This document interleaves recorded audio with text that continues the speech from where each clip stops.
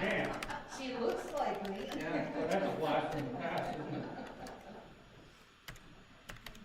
Rita Eckers, Present. Tim Grady, Present. Peter Carlin, Present. Dave Brooks, Present. Kevin Battle, Present. fourth president. Okay. And resolutions. I pledge allegiance to the flag of the United States of America and to the republic for which it stands, one nation, under God, indivisible, with liberty and justice for all. I believe so, yeah. But we already made that. Oh, And, cool. Okay, so this is gonna be I don't expect this to run very long. It's just a workshop for the board to discuss options, how we wanna go about filling the position of chief. So, with workshops, there's traditionally not public input, it's just the board discussing stuff, so, anybody wanna, we've got a couple of options here. Dave talked to special districts, and that's the little handouts I put on your table. We've used them in the past to fill in, when we were between chiefs. They have a list of retired chiefs, basically, that are willing to come and work part-time and help through the process. Or we could just do a repeat of what we did last time as far as how the hiring process goes. But I think we use special districts to kind of initiate that for us. We did last time, yeah. That's the job that they do, so, Right. with their specialist ones. So, who's got anything who wants to start with that? Well, No, go ahead, it's just, get my house this thing, without spilling it on the floor. Sorry about that. I disagree with the hiring process. Okay. My thoughts are, to begin with, when Chief Woodson was present, he hired an assistant chief, and that assistant chief, Danny Mason, has been doing the work of the chief, as we all know. And I feel that he's an outstanding choice, and wonder why we need to spend $3,000 or whatever, $4,000 it's gonna cost, when we already have a chief in waiting that's not only qualified, but wants the job, and has been doing it our whole time.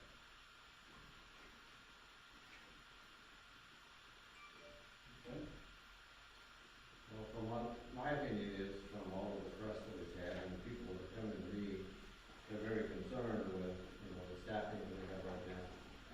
And as a board, it's not up to, us to make that decision. We wanna make sure we're making a clear and educated choice. So, anybody from, including the interim chief here right now, is more than welcome to apply. And we're going to have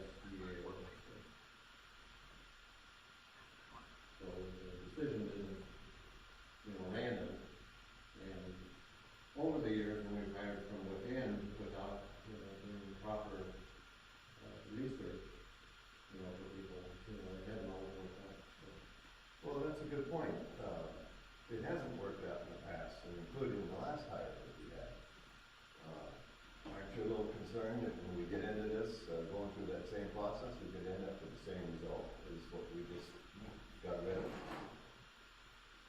I don't understand. Oh, well, What was the criteria on the last hire?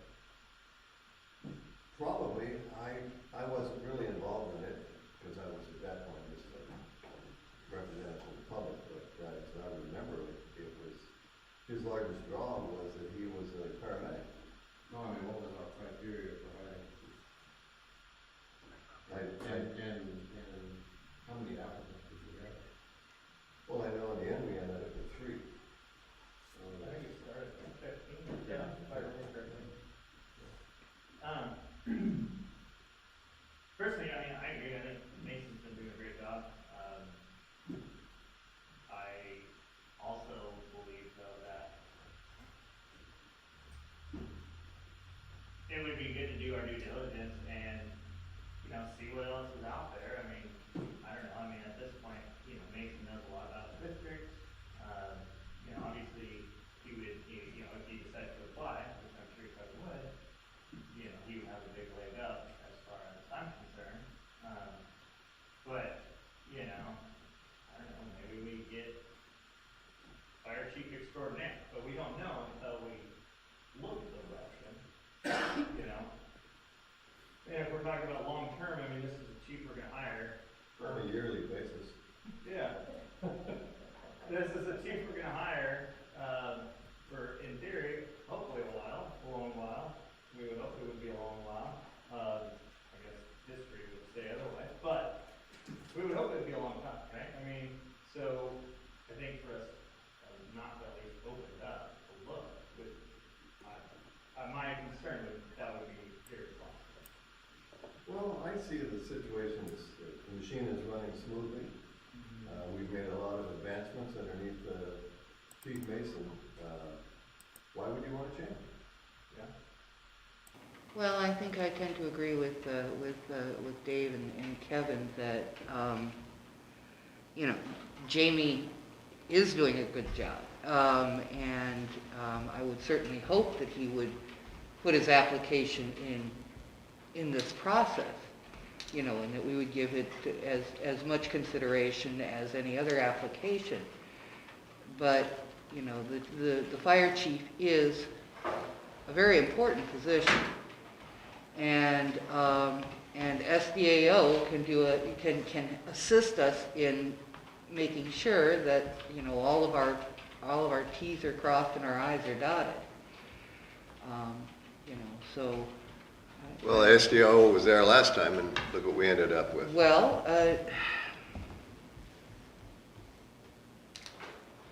Not to interrupt, but on the agenda I sent out, I put out a staff presentation, part of that agenda. I reached out to Mr. Grady in request of what he'd like on there. He did not return my call 3 different times. I put it out to the staff and the volunteers to ask very neutrally, and I'd be happy to forward that email on to you, what they wanted, what we've been working with. We have several letters that have come into us. I didn't try to sway anybody. I just said, if you're for it, great. One of the volunteers, he didn't write me a letter, so I'm not going to name his name. But I was working with him today up at Tidewater, and he told me point blank, I didn't like Chief Mason in the beginning. Didn't want him. Didn't care for him. Now he respects the man more than anybody he's ever worked with. And he's been one of the longest standing volunteers here. Zarin Hall writes, from a volunteer standpoint, I believe making Assistant Chief Mason our new fire chief will be the best solution for the firefighters and for the district. Assistant Chief Mason has many years of experience, and in his short year with us at Central Coast, he has already moved us forward mountains from where we were. He is knowledgeable and has the experience to get us where we need to be. Assistant Chief Mason is friendly to all, but also a model of professionalism and leadership. His long-term plans for the district are hopeful and achievable. He is making the much-needed changes, and I am confident he is the best leader for the district and for Central Coast personnel. All staff and volunteers are treated fairly, and he really fits in with the team dynamic. I fear bringing in another role of leadership will undo some of the hard work he has put forth in the district. She is a firefighter, EMT. John Townley writes, and he is a firefighter, EMTA, went through advanced medical school or medical training with our district, and then went to work for Seal Rock. As an employee of Seal Rock and a participant in the current intergovernmental agreement and a taxpayer in Central Oregon Coast Fire District, I'd like to weigh in on the decisions in front of you tonight. For the past 4 years, under the leadership of the former chief, the progression of this district had grown stagnant and even regressed. The Tidewater project had not progressed at all. Vehicles were in a constant state of disrepair, even though I personally brought many issues to leadership. Training was non-existent and our personal protective equipment was obsolete. I could list many more examples, but we are all very well aware of these issues. When Chief Mason started with this district, he did so hitting the ground running. He immediately developed a training program to meet our distinctive needs. He jump-started the Tidewater project, made sure our PPE was repaired and or replaced, and began a much-needed and aggressive apparatus repair and replacement program.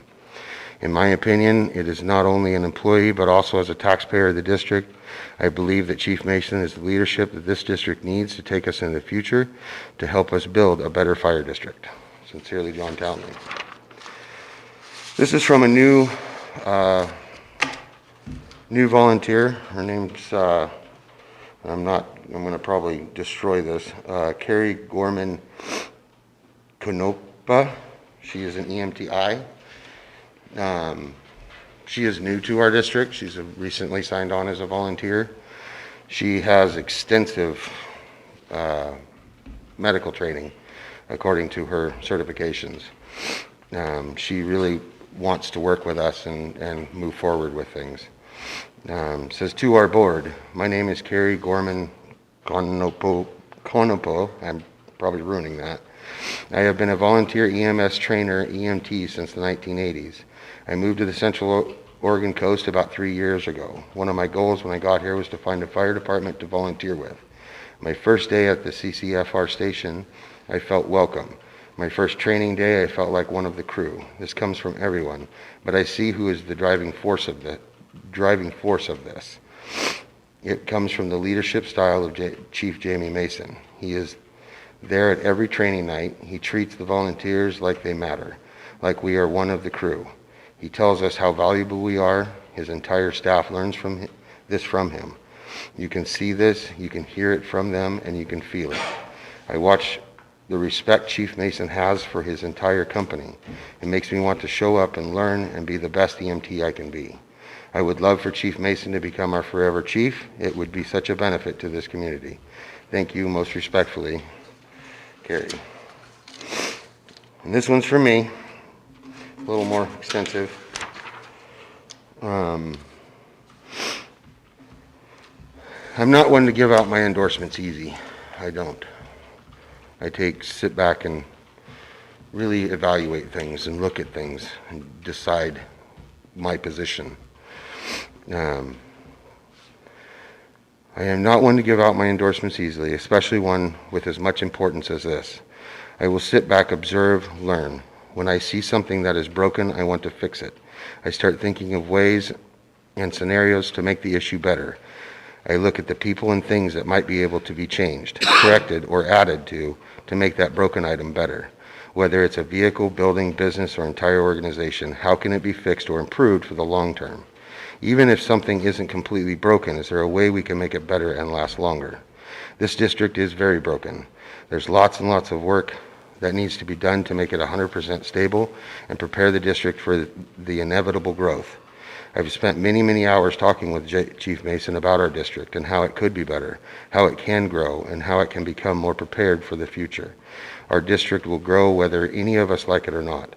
We need to be prepared for that growth with a 5, 10, and 15-year plan, and in some cases a plan for even longer depending on the situation. So that is when all of us, long retired so that when all of us, long retired, that we are passing on a district that we can be proud of to the community we love. One of my most favorite sayings is, if you always do what you've always done, you'll always get what you've always got.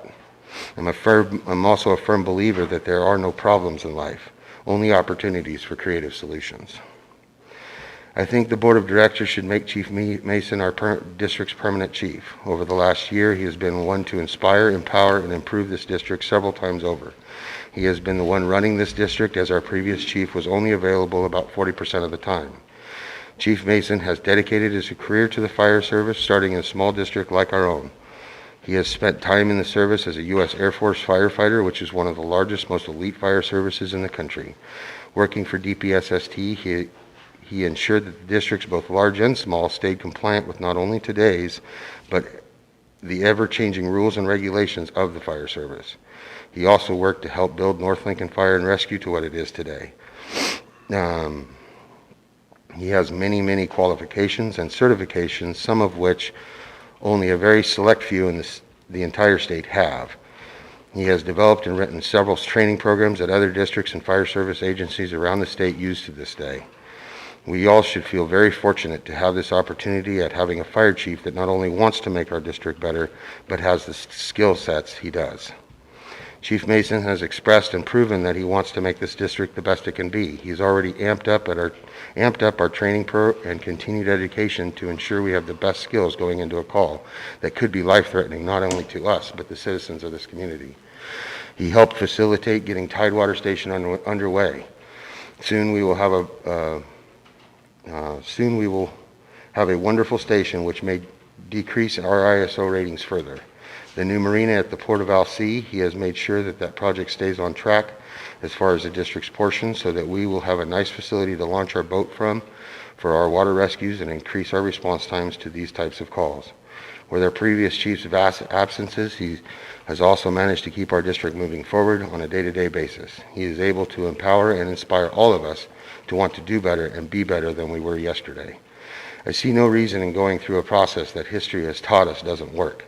If we have an experienced, well-educated, and motivated man willing to keep our district not only in the straight and narrow, but moving forward, wanting to plan for the future and in the long term, not just for next month.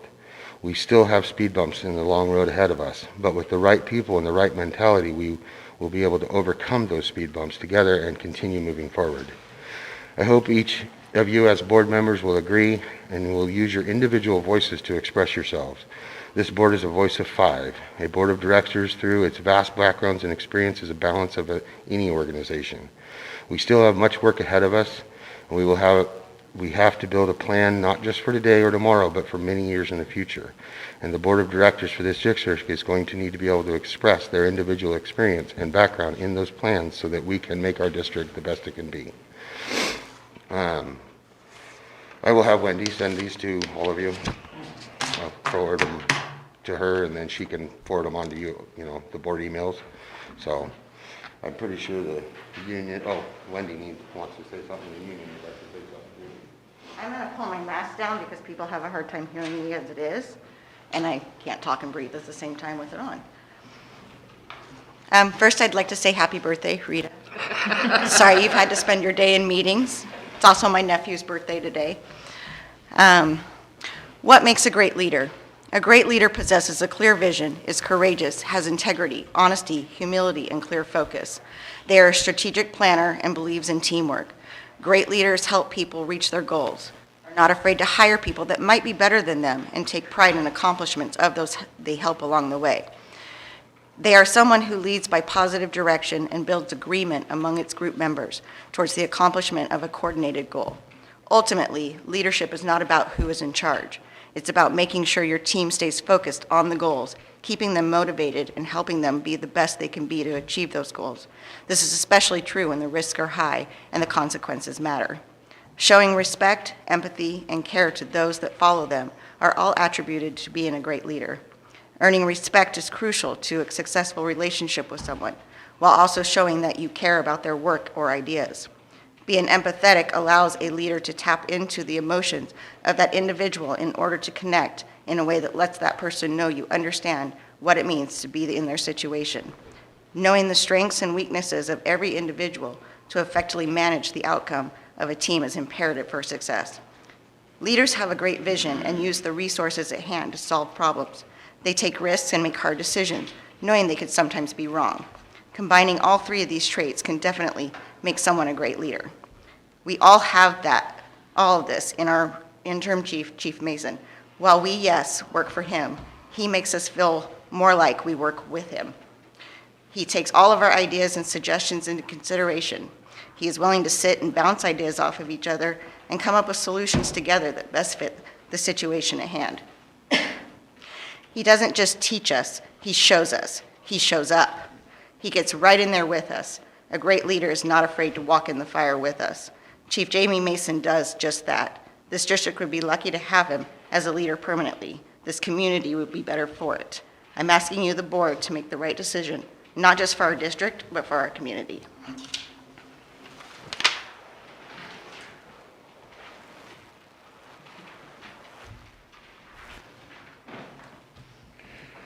I'm also going to remove my mask. I represent members of Central Coast Professional Firefighters of Local 4619. The members of Central Coast Professional Firefighters of Local 4619 wish to express their unwavering support for keeping the leadership currently in place at Central Coast. In previous situations, this district has been left chiefless when the leadership changed and was forced to look beyond our ranks for our next fire chief. This is not the case this time. There is already a very capable and qualified assistant chief that is the best candidate for the job. The union feels that going through a separate hiring process would be doing a disservice to the taxpayers of this community, which we so wholeheartedly serve and protect.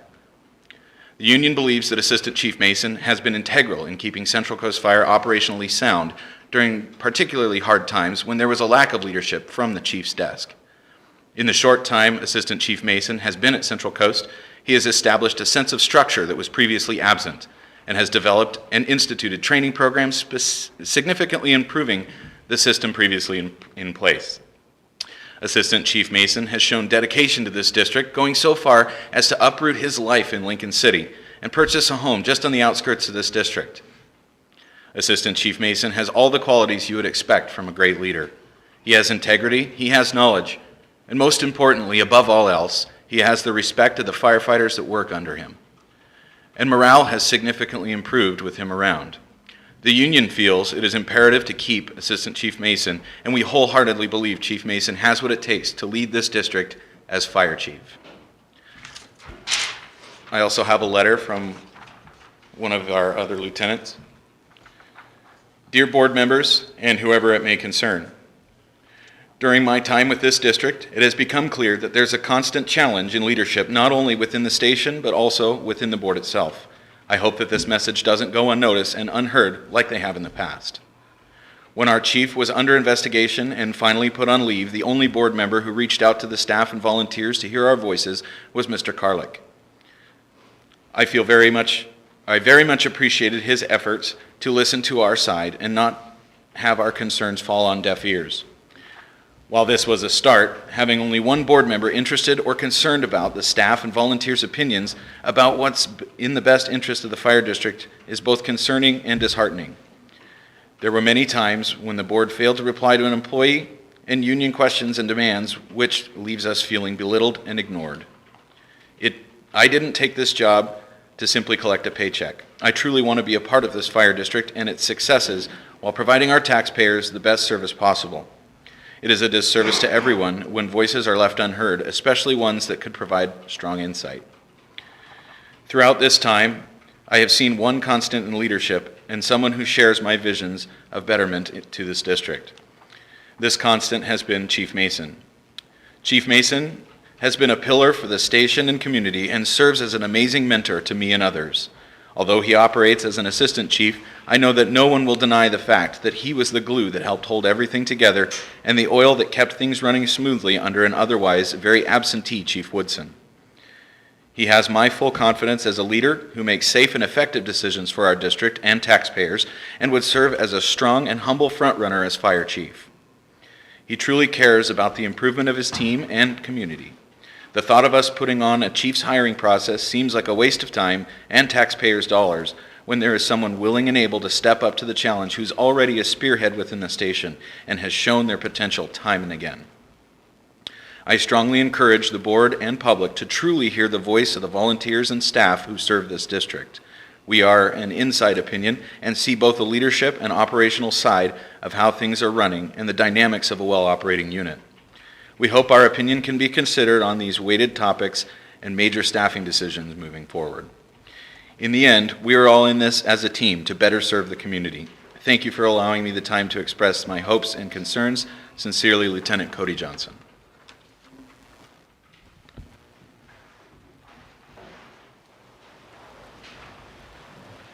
So I'm wearing my uniform because I'm on duty, or else I'm going to be here as just myself. I would drive in from Portland to where I live to be here.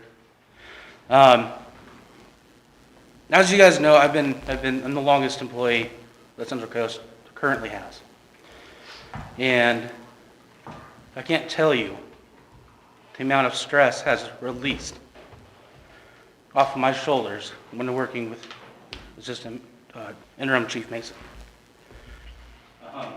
Someone I can look up to, someone I've trained with a lot.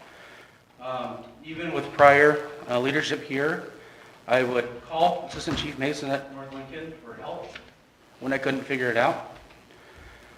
I tried to hold this district together as much as I could with the assistance of Anthony Martinez for 2.5 years, 3 years. Anthony decided to move on. And that's great. He's in a great role now. I decided to stay because I love this district and I love this community.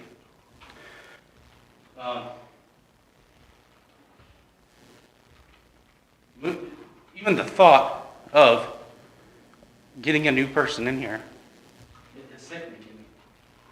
Why try to bring someone in that has great charisma and leadership skills and able to move us forward?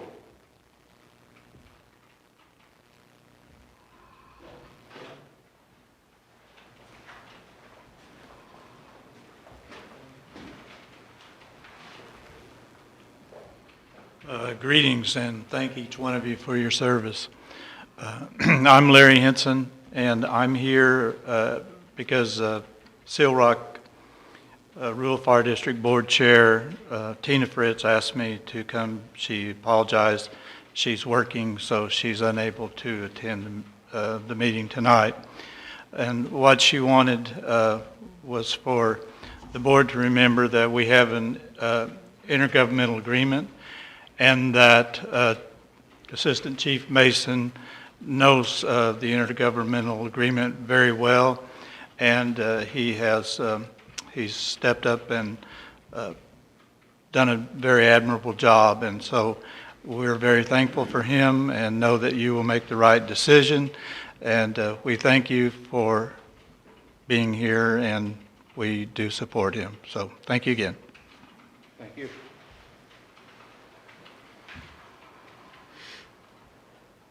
Everybody knows who I am. My name is Rick Booth, and I am the chaplain, and I'm the second longest serving volunteer in our association. I've been through 2 chiefs, through selections. Actually came on just after Chief Cannon was hired, so I've been here almost 7 years. I have been through the interim chiefs, 2 different chiefs. I was on the panel that interviewed for the chief that was selected in 2017. I know the process that you have to go through to make that happen. I know that at the time, at that point, we did not have a chief in place. We had a captain in place that did not want the position. He didn't want to be a chief. It was Captain Jall. I can tell you I've served here for, like I say, 7 years. I have seen the volunteers in the last year rise. We have 5 people that are in the academy at this time. We have an academy at this time that has been working. Chief Mason brought in a training program that allowed all of us, it didn't matter if I'm a volunteer or if I'm one of the paid staff. I'm treated the same way. I get a little bit more special treatment because I am the chaplain. The only special treatment I get is he reminds me that I am the chaplain. I would hope, as you sit there and you hear everybody that has spoken, it's not only the man that they're talking about, it's the position they're talking about. I use something that I learned in my 27 years of being in the military. You don't respect the man so much, you must respect the rank. In this case, you're hearing you respect the man and the rank. He is very knowledgeable in what he does. He can back it up. And the nice part about when he backs it up, he's there. I've been on calls at 2 o'clock in the morning with him. He didn't have to come. He has a crew. But Chief Mason's on call. I've seen him in the pits of fire, just like every one of us. He's the most qualified, but he's there with us. And that's what a leader does. Yes, you can bring somebody in here that's retiring or going to retire, and they're coming to Walport for the beach. That's what's going to happen. That's what happened with the last one that was selected. I know he was not the first choice that came out of the panel. I know he wasn't the second choice that came out of the panel. I know who was. I'm not doubting how he was picked. What I'm doubting is you have the man already. You have the person that can do the job today. And there are ways that you can do it. An SDAO is a guide. I can't believe that they are the only mandate. They don't mandate what you do. I hope that you would really and truly consider the fact that our district and the Seal Rock district are very important to the people that sit in this room and for the people that serve every day when those tones go off. And thank you for letting me share.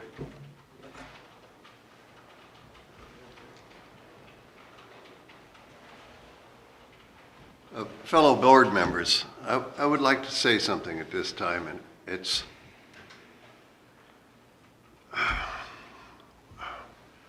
look at all the people that have stepped up and said all of these great things about Assistant Chief Mason. Just look at how many people have stepped up. When have we ever seen anything like this in the past? This is an outpouring of every source, the union, the members, the public, Seal Rock. We've never had that before. And I will tell you as a board member that I have total respect for Chief Mason. I know he can do the job. And I just feel that we should give him a shot. I feel that we should really think about giving him a one-year contract. If it doesn't work out, well, it won't work out. But when was the last time you ever saw an outpouring like this come out for the good and not coming after our heads?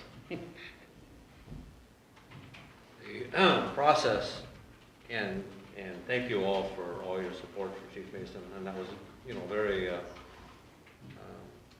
I like that a lot. But as the board, we still have to go through a hiring process, and he can still be our number one, but, we still have to go through a process where we interview him.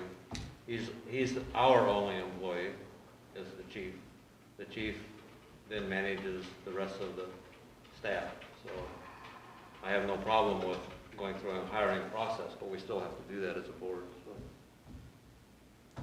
Yeah, at least do background checks. I mean, no offense, Mason.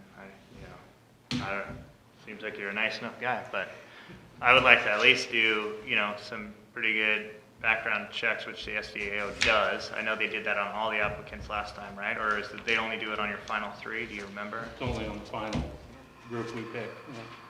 So,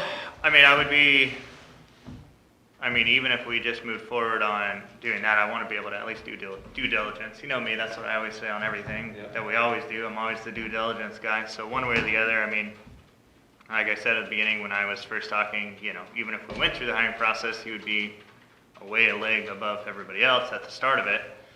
But, if everybody else is in agreement, I would just be in favor of going through the process like Tim, or like I guess you said, interviewing, background checks, that kind of thing, just to make sure we are making the right decision. Not just on behalf of the fire department, but we also have to think on behalf of the community as a whole, and all the taxpayers. So us to not do our due diligence in that fashion, I think, would be very ill-advised to just do something without significant. The background check that went through on our prior Yeah. We found, myself, found all kinds of things in his history. The media has found all kinds of things. Yeah. And he was still hired. So not sure what happened there, but, so going through a process, I understand you want to go through a process, but what you're stating is you're wanting to repeat the same process over and over again, and you've got somebody right here that can go over to this office right now and give you every cert and Yeah. everything possible, including all of his background checks. The last background check didn't come up that he was let go from Pendleton, that he was, had issues with, and let go from, the corrections department. And, I mean, Yeah, but at the same time, what if we find, like, you know, what if we find something that is, you know, detrimental to the whole thing, you know, and it does come out, and then later on, and everybody's screaming, why didn't you guys at least do something? You know, I mean, to do nothing, I think, is irresponsible at this point. I mean, literally, my suggestion would not even be opening up to a whole pool of applicants, but literally doing our due diligence on Mason before we even move forward. that's fair. That was I would think that's what you have to do. Yeah. You're the employer, but Yeah. I would hope that, you know, what we started out the conversation is we were gonna go through the whole process, and that's the concern I have. I know what the process is, and, you know, that I would be concerned about. But if you're gonna go through the hiring process, that's one thing, and that has to be done for every volunteer comes in and goes through that. Mm-hmm. I mean, that's only the right thing to do.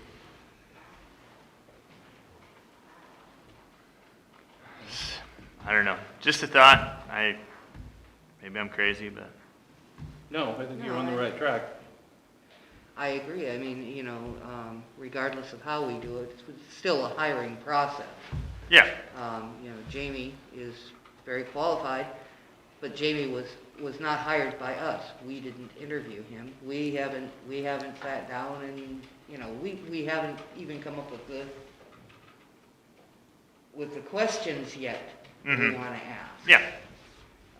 So, you know, it's not an automatic, here you go. Yeah, exactly. No, but on the other hand, he's been in the job for a Right? year. Yeah, There's been no blemishes on his record whatsoever. agreed. He stands to me at the top of the mark. Why wouldn't we consider him?